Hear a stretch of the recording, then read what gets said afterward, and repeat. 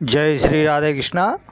हमारे YouTube channel JP Bhardwaj ब्रजवासी में आप सभी का स्वागत है। मैं जेपी भारद्वाज ब्रजवासी माता बहनों एवं सभी भाई बंधुओं का स्वागत करता हूं। दोस्तों, 16 अक्टूबर को अधिक मास यानी मलमास की समाप्ति हो रही है। इस पुरुषोत्तम मास की अमावस्या पर हमें क्या करना चाहिए जिससे हमारे भाग्य में तब्दीली आए।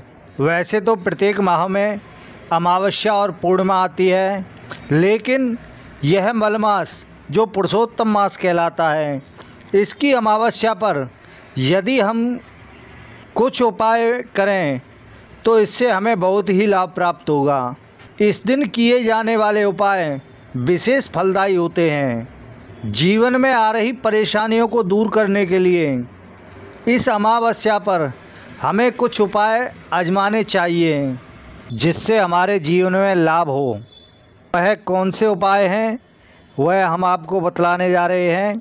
उससे पहले यह हम उपाय बताएं, जिस किसी ने भी मेरे चैनल को सब्सक्राइब नहीं किया है तो कृपया उनसे अनुरोध है चैनल को सब्सक्राइब करें, लाइक करें तथा शेयर भी करें और बगल में लगा घंटी का बटन दबाना ना भूलें, जिससे हम जो भी वीडियो बनाएं उन सभी का नोटिफिकेशन आपके पास पहुँचे।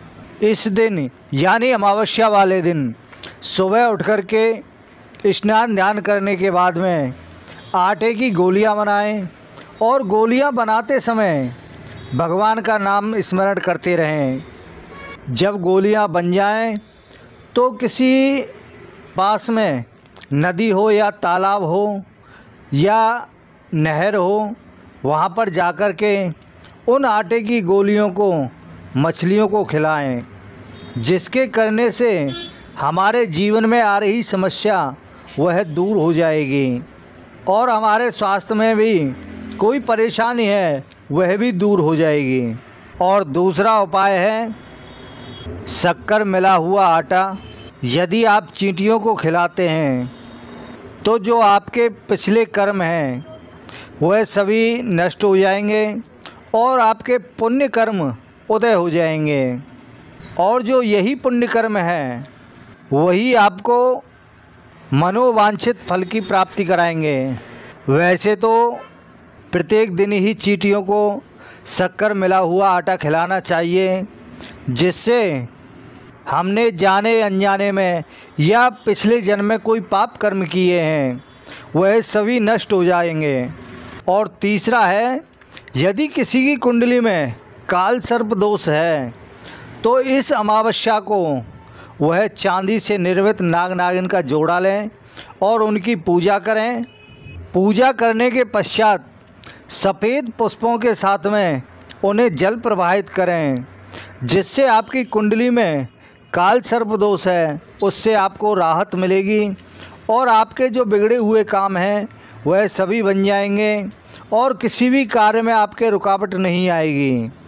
और चौथा है, यदि आप पर आपका दुश्मन हावी हो रहा है तो उसे नीचा दिखाने के लिए अमावस्या की शाम को आप तेल से चुपड़ी हुई रोटी बनाएं और अर्धरात्रि में उसे काले कुत्ते को खिलाएं। परंतु एक बात का विशेष ध्यान रखना चाहिए कि उस रोटी को वह काला कुत्ता उसी समय यदि खा लेता है तो आपके दुश्मन शांत हो जाएंगे, और यदि आपकी रोटी को वह काला कुत्ता नहीं खाता है तो इसका मतलब आपने कोई ना कोई त्रुटि की है जिसके कारण से उस कुत्ते ने आपकी रोटी नहीं खाई है। और आखिरी में एक उपाय है, यदि कोई व्यक्ति बेरोजगार है तो वह व्यक्ति अमावस्या की रात को एक नींबू ला कर के अपने घर में रखे और उसे अगले दिन अपने सिर से 7 बार उसार करके किसी चौराहे पर काट करके 4 भागों में फेंक दे।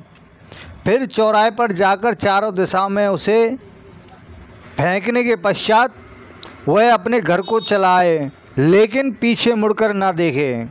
यदि उसने पीछे मुड़ कर के देखा तो आपका किया हुआ उपाय व्यर्थ जाएगा। तब आप देखेंगे कुछ दिन पश्चात आपका जो बेरोज़गार हैं आपको कोई ना कोई रोज़गार अवश्य मिलेगा इन उपायों के करने से आपको लाभ अवश्य प्राप्त होगा, क्योंकि पुरुषोत्तम मास प्रत्येक 3 साल के बाद आता है। यदि यह मौका आपके हाथ से छूट गया तो फिर 3 साल तक यह समय आपके लिए फिर दोबारा नहीं आएगा, वह 3 साल बाद फिर आएगा। तो दोस्तों, आज के लिए बस इतना ही। जय श्री राधे कृष्णा।